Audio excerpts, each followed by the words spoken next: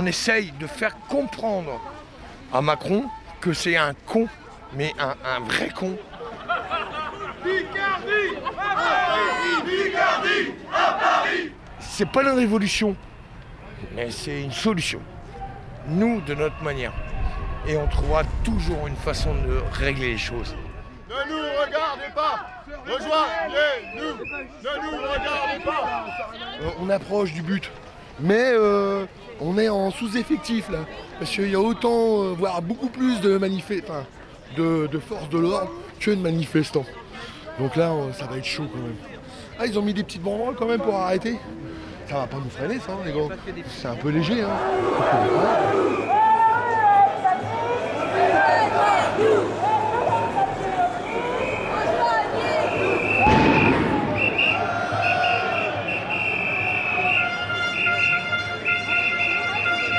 Vous n'êtes pas trop fatigué, monsieur, depuis la Picardie, là? Ouais, on a fait au moins 20 bornes aujourd'hui. 20 bornes. On a fait 2 fois le tour de Paris. On retourne sur Bastille en fait, c'est ce qui est prévu. On va rejoindre aussi une autre manifestation qui était prévue aussi. Et après il y a aussi le soir, il y a aussi jusqu'à demain matin. C'est la manif pacifiste, voilà, à l'appel de Drouet et les Gilets jaunes en colère. Voilà, donc on a choisi parce qu'il y a 4 parcours en fait. On doit être 52 et demi si on compte les enfants. Non, je ne sais pas, il y a plusieurs manifestations aujourd'hui, en province on est de plus en plus nombreux, donc voilà, après on fait ce qu'on veut des chiffres, mais il y a un moment où le mensonge devient ridicule. C'est trop tard, et c'est grâce à Macron. C'est lui, le fait de ne pas avoir cédé, d'avoir manipulé tout le monde, les médias surtout, eh bien on est là. Parce que grâce à Internet, on ne peut plus nous raconter des conneries. Les gens peuvent s'instruire tout seuls. Et c'est la grande chance qu'il y a aujourd'hui, qu'il n'y avait pas en 68. Il y a Internet et on peut communiquer. C'est parce qu'on a l'impression qu'il a Paris et la France. Nous, on veut bien être taxés sur le gasoil pour la pollution, mais il faudrait aussi taxer le kérosène pour les avions. Parce que, d'accord, on a des voitures pour aller travailler, les Parisiens, ouais, vous polluez, mais eux, ils prennent l'avion pour 40 € pour aller je sais pas où tous les week-ends. Nous, on habite en campagne, on se prend le kérosène sur la gueule, ça, ils ne le voient pas. Hein. Les Parisiens, ça, ils s'en soucient pas. Je suis aussi pour le climat. Je suis camouflée. Et demain, je serai à la manifestation du climat, ouais. Il y a un monsieur qui a fait une super réflexion tout à l'heure. Il a dit c'est l'enterrement de la République. On n'avait jamais percuté. Ce serait pas mal. Fâché mais pas facho. On est fâché, voilà, hein, les revendications, enfin quelques revendications. Mais on ne veut pas être assimilé aux fachos. D'accord. Et c'est pas la majorité dans les cortèges, quoi qu'on en dise. J'ai 62 ans et j'ai reçu mon papier de retraite. Je vais toucher 548 €.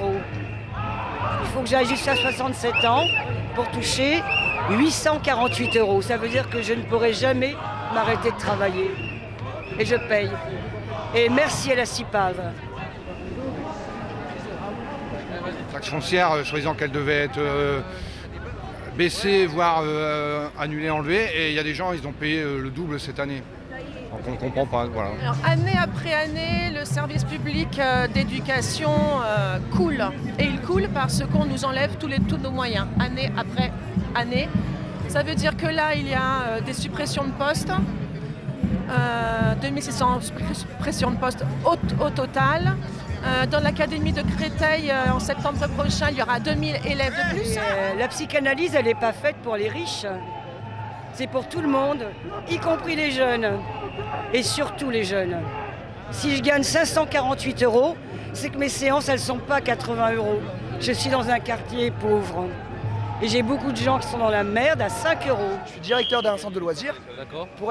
Donc pour ça, je dois montrer un casier vierge. Au McDo, on doit montrer un casier vierge. Au restaurant, pour être serveur, on doit montrer un casier vierge. Pour être politicien, il faut avoir un dossier, un casier long comme le bras. C'est pas possible. Maintenant, il faut que le gouvernement il saute. Il faut changer. On en a marre des gens qui se gavent sur notre dos, qui nous promettent des choses et finalement, il n'y a rien qui bouge. C'est tout le temps les mêmes et voilà. Donc les gens, ils en auront ras-le-bol de travailler et de rien avoir en retour en fait.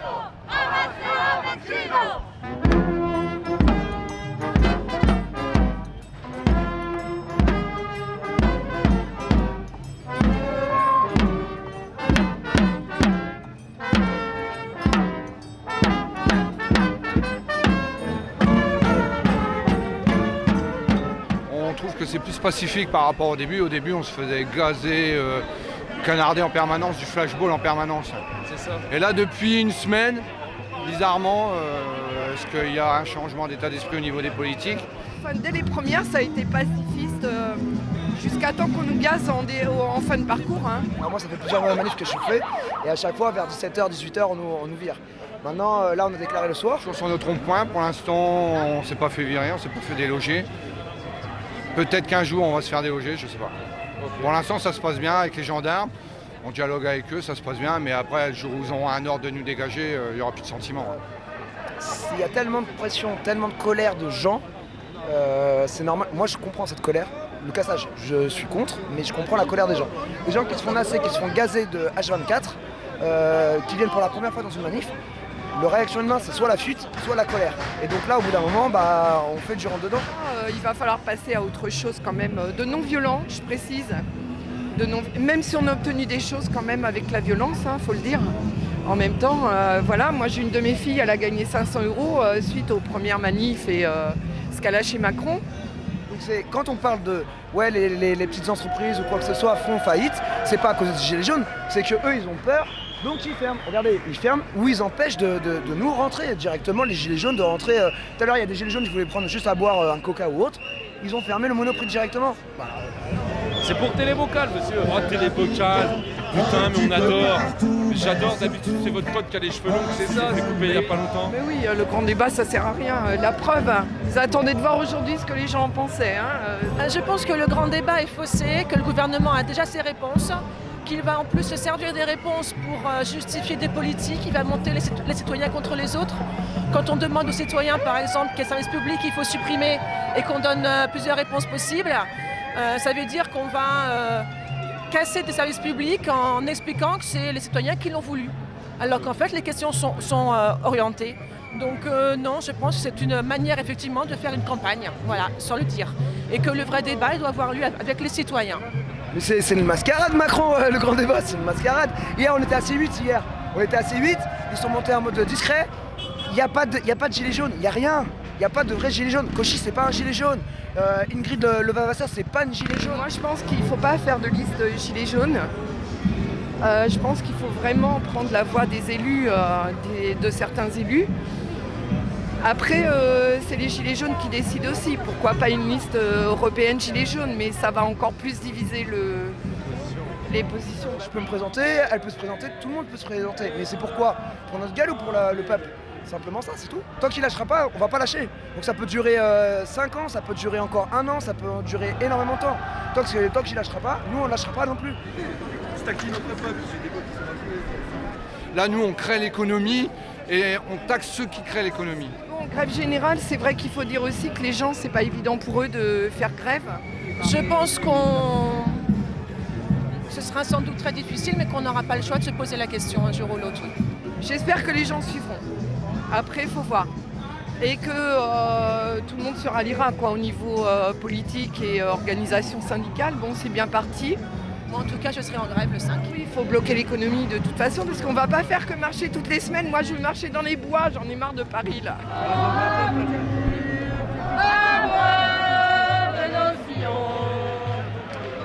Les gens s'informent et sur les ronds-points, les gens s'instruisent. Et moi, en bas de chez moi, à Barbès, j'ai ouvert un café avec un ami. Tous les dimanches, le soir, on fait de l'information. On aide les gens à formuler leurs revendications, on les écrit, on parle beaucoup démocratie. C'est lui la vedette.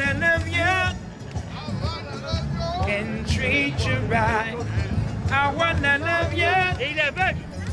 C'est la manche. On lui a mis un gilet. On lui a mis un gilet d'office. Et il a dit, c'est la première fois que je manif. Je m'appelle Cassie. C'est lui. Ça fait 1 an que j'ai trouvé le concept de chanter dans la rue. Et donc voilà, je suis les gilets jaunes par internet. Et voilà, j'ai décidé de manifester aujourd'hui parce qu'il y a des choses qui ne sont pas adaptées pour moi. Mais on t'a chopé, hein. Voilà. Et on n'a jamais marché en ligne droite comme ça dans Paris sans problème. On n'est pas là pour Je suis là aussi pour empêcher les casses. Voilà. Je suis là pour empêcher les casses, donc les casseurs ils vont danser. Mais pour rien le qu'à casser. t'écouter, personne n'a envie de casser. Regardez, il y en a qui disent réconciliation nationale. Moi je dis le vivre ensemble. C'est le vivre ensemble. Ce que je fais dans mon métier tous les jours, et ben là je le vois. Quand on se fait gazer, on s'entraide. Il y a des gens qui m'ont aidé, moi j'ai aidé des gens. Regardez, il y a des personnes âgées, il y a des personnes de tout âge, j'ai vu des enfants, on est tous ensemble. C'est le vivre ensemble. Et c'est ce qu'on est, le peuple. Gilets jaunes, c'est juste pour faire remarquer, mais c'est le peuple. Depuis mai 68, je suis dans les rues à faire les manifs. Et alors, par rapport à 68, vous en pensez quoi de ça? C'est mieux, C'est mieux que 68? c'est plus fort. Parce qu'il y a plus le peuple.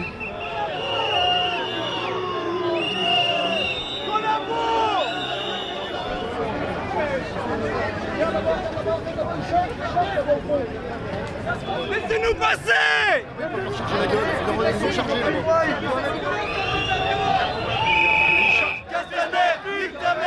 Ils veulent attendre que là-haut ça se calme et après on ira les gars. Soyons patients. Il y a ma maman qui habite derrière là.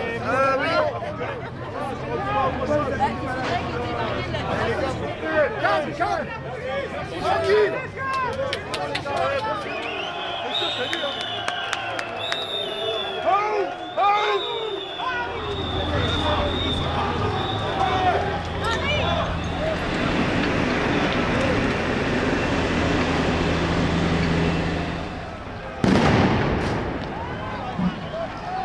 On vient d'arriver là, pourquoi on se fait gazer? Il y a eu d'autres gilets jaunes, si j'ai bien compris, qui sont arrivés. Il y a eu un effet de masse et je pense que voilà, après ils ont voulu un peu éparpiller tout le monde. Par petits groupes! Par petits groupes! Par petits groupes! Arrête de me filmer, toi! Oh, ça me pique la tête, là! Oh, tac, tac, bam, bam! Ouais, par petits groupes, là. On le met sur le brancard, on l'extrait. Attention, extraction, laissez-le passer. Je pense que la violence est quelque chose qui n'est pas déterminé par les gens qui se révoltent, mais qui est déterminé par les gens qui ont quelque chose à protéger.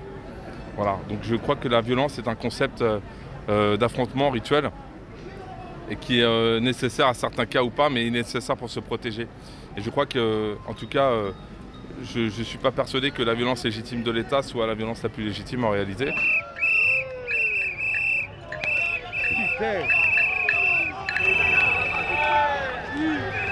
Casser un magasin, casser les gueules à des journalistes, c'est des conneries, mais c'est pas nous qui choisissons. En réalité, c'est vraiment la bourgeoisie qui décidera à quel degré on peut être violent ou pas. Parce que tous les gens qui sont ici ne sont pas naturellement violents, ils ont tous des femmes et des enfants. Moi, si je suis en garde à vue, là, moi, je ne retrouve pas mes 2 gamins ce soir. Donc, j'ai pas envie d'être violent. Mais si je dois l'être, je le serai pour me protéger. Voilà. Moi, je suis un ancien militant révolutionnaire. Aujourd'hui, pendant 20 ans ou 30 ans, j'ai attendu ce qui se passe aujourd'hui, en fait. Donc, même si je milite plus, je suis obligé d'être là et de participer parce que ce qui se passe, c'est mon idéal, c'est-à-dire c'est le peuple qui bouge et qui se lève et qui dit en fait on n'a pas besoin d'intermédiaires, on a juste besoin de nous pour nous occuper de nous en fait. Donc vous pouvez vous en aller, merci.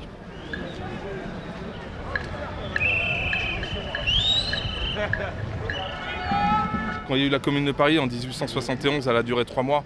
Quand les troupes de Thiers, c'est-à-dire les Versaillais qui étaient de gauche, c'était l'équivalent de Manuel Valls, quand ils sont rentrés dans Paris, ils ont exécuté 35 000 personnes. Enfin, on dit entre 25 000 et 35 000.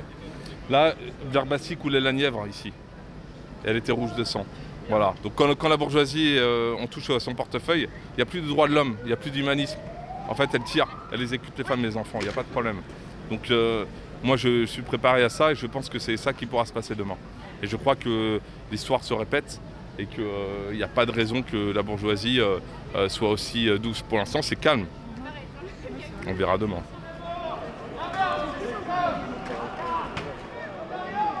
Le flashball s'appelle le visé touché au sein des forces de police, c'est-à-dire qu'il est tellement précis que quand tu vises, tu sais que tu touches. Par conséquent, ma source m'a expliqué que les personnes qui étaient touchées au visage étaient touchées au visage volontairement et que ça ne pouvait pas en être autrement. Et la source dont je te parle, c'est pas une source, c'est une source compétente professionnelle, donc qui travaille dans ce milieu-là.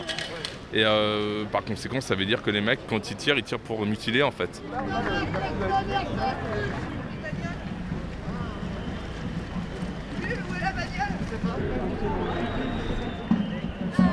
Mon analyse, c'est que le mouvement des Gilets jaunes va se tarir, mais que ce soubresaut-là, il aura donné lieu à des milliers de discussions, d'échanges, et qu'à partir de ce moment-là, plus rien sera comme avant.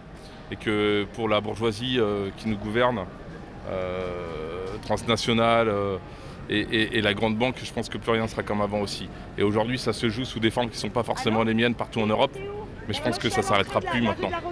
Et même si dans 1 an, 2 ans, 6 mois, 10 ans, je pense que ce qui est en train de se passer, ce qui s'est passé pendant 10 semaines, et c'est le début de quelque chose.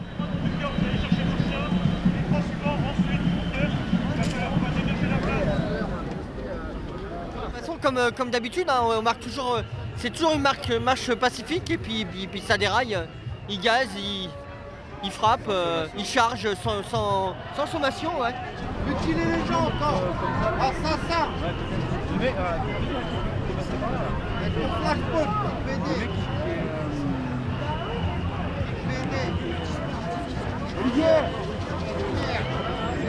Jérôme Rodriguez, c'était quelqu'un de médiatique, un des porte-parole des Gilets jaunes, pas un des meneurs, mais un des porte-parole des Gilets jaunes, qui en plus essayait de plus possible de promulguer le pacifisme, d'essayer de faire en sorte que ça explose pas, que la gronde n'explose pas. Mais là, c'est une grossière erreur qu'ils ont fait de le... C'est parce que c'est visé. Ça devrait même pas exister.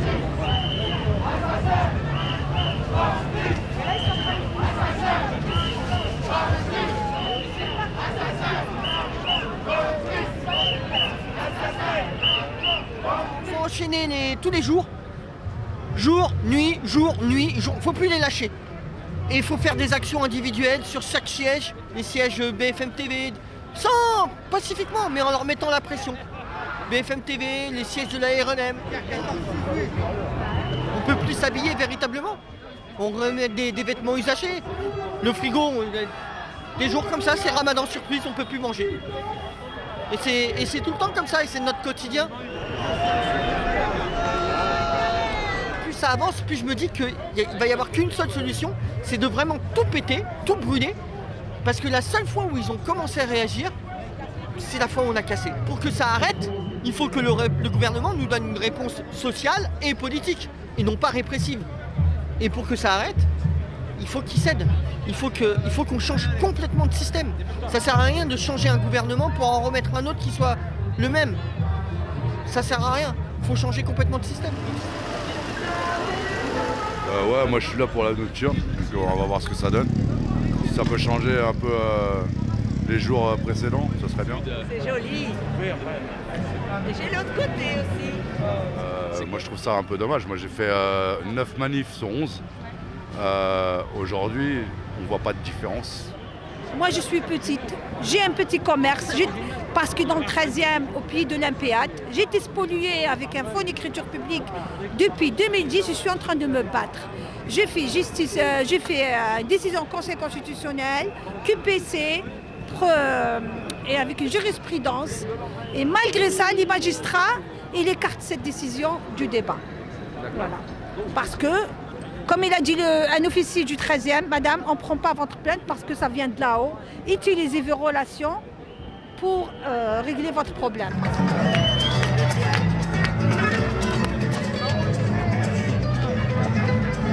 C'est énorme.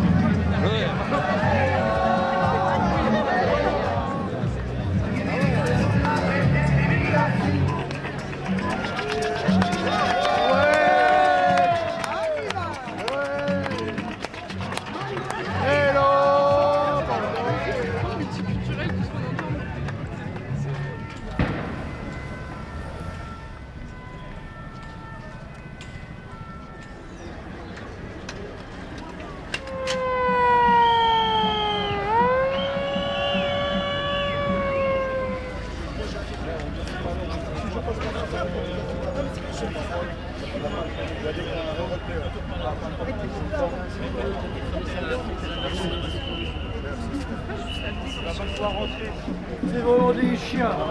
Moi, ce que j'aimerais bien, ce qui change, c'est que le gouvernement nous écoute. Mais qu'il nous écoute en réagissant. Parce que là, il nous écoute, mais il y a du blanc. C'est blanc. On n'est pas des fantômes, hein. On n'est pas dans la rue pour être des fantômes. Donc si ça peut changer, ce serait bien que ça change au plus vite. Qu'on laisse tranquille les commerçants, les artisans. Là, on pourrait les laisser tranquilles. On veut les laisser tranquilles. C'est pas notre but de les embêter parce que eux, pendant qu'on est là, eux, ils travaillent pas. Et c'est dommage.